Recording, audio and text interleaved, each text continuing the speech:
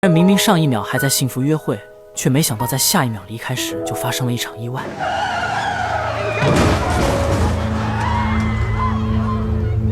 看着未婚夫仅有的遗物，米拉有些惘然。她随手拿起其中的衬衫，悲伤瞬间涌上心头，随后用力吮吸着上面残留的味道，沉重地将它穿在身上。此刻，米拉仿佛感受到了男友的拥抱，曾经两人最爱听的唱片，此刻再也没有人一起聆听。还没来得及求婚的戒指，如今也只能自己给自己戴上。看着姐姐黯然神伤的模样，妹妹心疼地将其抱住，米拉的泪水也不自觉地流了出来。男友忌日这天，米拉用手机编辑了一条诉说思念的信息，发送到了男友生前用过的号码。可下一秒，一道闪电让房间失去了光亮。与此同时，正在看球赛的卡尔收到了这条信息，看着短信中充满感情的诉说，卡尔只当是一条骚扰短信，置之不理。可往后的日子里，他经常收到这个陌生号码发来的信息，对方每天经历的事和各种心情，全都赤裸裸地展现在他面前。这也让卡尔对手机背后的身份产生了兴趣。经过观察，他把怀疑的对象放在了自己的同事身上，于是迫切地想要证实自己的猜想。他立马拿出短信质问 ：“No way, I don't flirt like that. I'm like good at it. I think they're nice.” 随着一条新的信息接收，同事的嫌疑也被彻底洗脱，这也让卡尔陷入了更深的疑惑。同事提醒他，也许只是电信诈骗，让他不必太过在意。Delete it. Yeah. 可让卡尔没想到的是，收到短信的频率越来越多，甚至影响到了他的正常工作。直到这天的一条信息，彻底打破了他平静的生活。女孩告诉他，自己要去参加一场约会，但这并非完全自愿，还希望得到原谅。原来米拉的妹妹认为，姐姐之所以无法走出失去男友的悲伤，主要是因为没有发展新的感情，于是利用社交软件帮其物色对象，并强势要求她尝试约会。Either done, you text me, I'm gonna call you. We'll just say there's a family emergency. No problem. 卡尔知道这是他探寻真相的唯一机会，于是和朋友也去了米拉提到的酒吧。可现场的每个人都在摆弄手机，他也无法确定哪个人是。直到短信铃声再次响起，卡尔的目光也缓缓放在了米拉身上。可看见女孩喜笑颜开地和相亲对象离开，他也失去了上前相认的勇气。但离开的两人相处的并不愉快，因为米拉发现这个男人是个十足的渣男，明明和自己正在约会，却同时还在和3个女生聊天。她气愤地赶走了海王，直到戴上了前男友留下的婚戒，才得以平复糟糕的心情。这种低质量的男生让米拉更加想念已故的男友，若不是那场意外，两人的生活一定很幸福。烦躁中，他打翻了唱片机，那张两人最爱的歌剧也被损坏，一股思念的悲伤再次涌上心头。与此同时，卡尔的生活也陷入了迷茫。明明两个人从未面对面说过一句话，可卡尔却仿佛品尝到了失恋的滋味。他找到了著名的歌星朋友，想从他这里得到一些建议。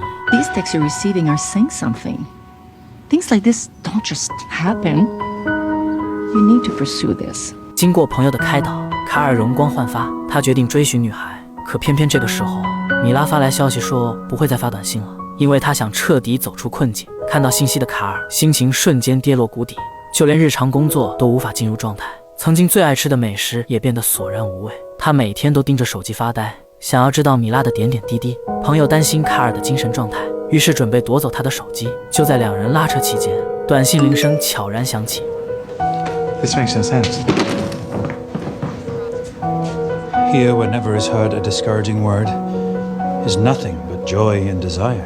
同事告诉卡尔，这是格鲁克歌剧里面的歌词，而最近这个城市刚好有他的一场演出。卡尔意识到这个歌剧对米拉意义非凡，于是决定去现场寻找女孩。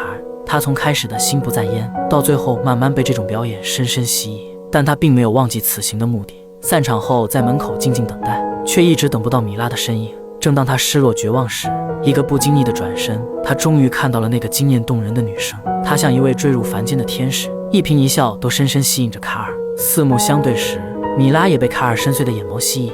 Do I know you? I'm not sure. I'm sorry. Well, I mean, everyone starts as strangers. 聊天中，两人发现他们竟有许多共同爱好，而卡尔对歌剧的见解也是米拉从未遇到过的，于是主动加了卡尔的联系方式，甚至临走时还有些许不舍。回到家，卡尔试探性地查询米拉的博客，发现她竟是著名的设计师，而博客置顶的内容则是她去世2年男友的信息。卡尔也终于明白，米拉想要倾诉的对象正是她去世的男友。妹妹知道此事后，认为这是上天创造的一个机会，于是立刻让姐姐打去电话问候。卡尔也在同事的助攻下邀请米拉共进晚餐。两人见面时，卡尔欲言又止，他本想坦白短信的事情，却害怕米拉知道真相后不理自己，于是还是决定隐瞒。吃饭时，卡尔习惯性地把薯条放在汉堡中间，这瞬间引起了米拉的注意，因为这也是她最喜欢的吃法。卡尔的出现就像是已故男友的指引一般，举手投足间全都符合自己的理想。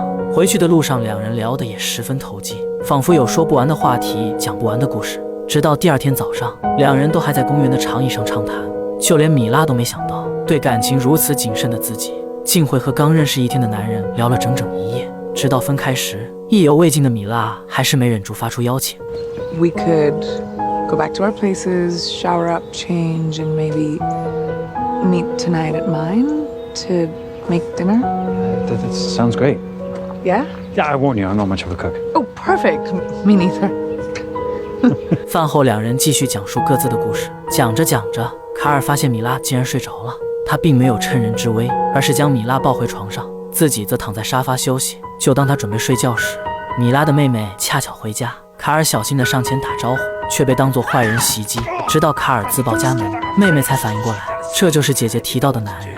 第二天早上，卡尔准备了一桌子早餐，可米拉却以健身为理由，慌忙地离开了家。原来早上米拉看见卡尔的那一刻，心中再次想起了自己去世的男友。现实与虚幻的碰撞，让她不知如何正确面对，也因此导致工作不在状态，从而被老板开除。这一切也都被敏锐的卡尔察觉。他再次找到自己的歌星朋友，希望可以提供一些帮助。席琳立即给米拉打去电话，可米拉却不认为会有明星联系自己。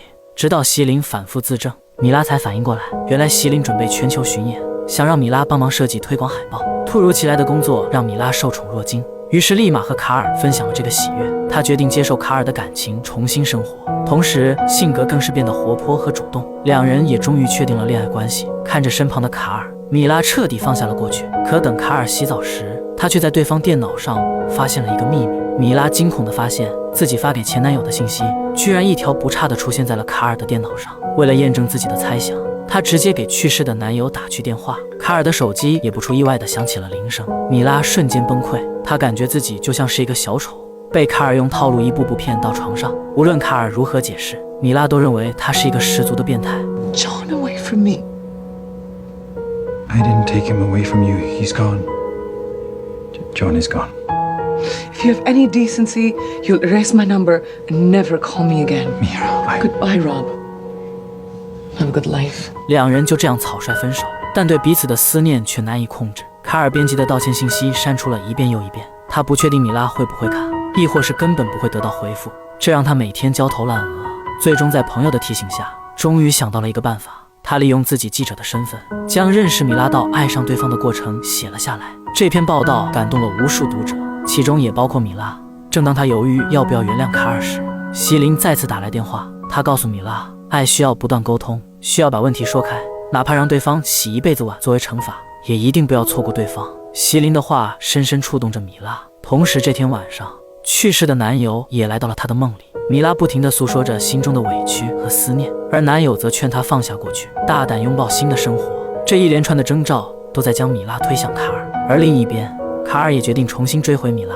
他跑遍城市的任何角落，都没有找到心爱之人。随后他来到米拉妹妹这里寻求帮助，可妹妹也不知道姐姐身在何处。看着桌子上破茧成蝶的画和去世男友的戒指，卡尔明白了米拉的意思，也想到了她可能去的地方，那就是两人相遇的歌剧院。可当卡尔赶到时，歌剧院早已紧闭大门。他奔跑在街道上，再次陷入了绝望。然而就在这时，那个沉寂已久的号码再次收到了消息。他赶紧转身看去，激动地呼喊着米拉的名字。两人也慢慢靠近。米拉表示，想要在一起必须答应他一些条件，保持诚实当然是最重要的，因为谎话最伤人心。还有就是自己会一直想你，在心里永远都有他的位置。Anything else? You're not learn how to cook because I can't.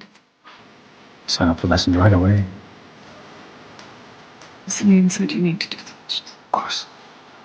Anything Celine says. Anything more? Yes, Mom.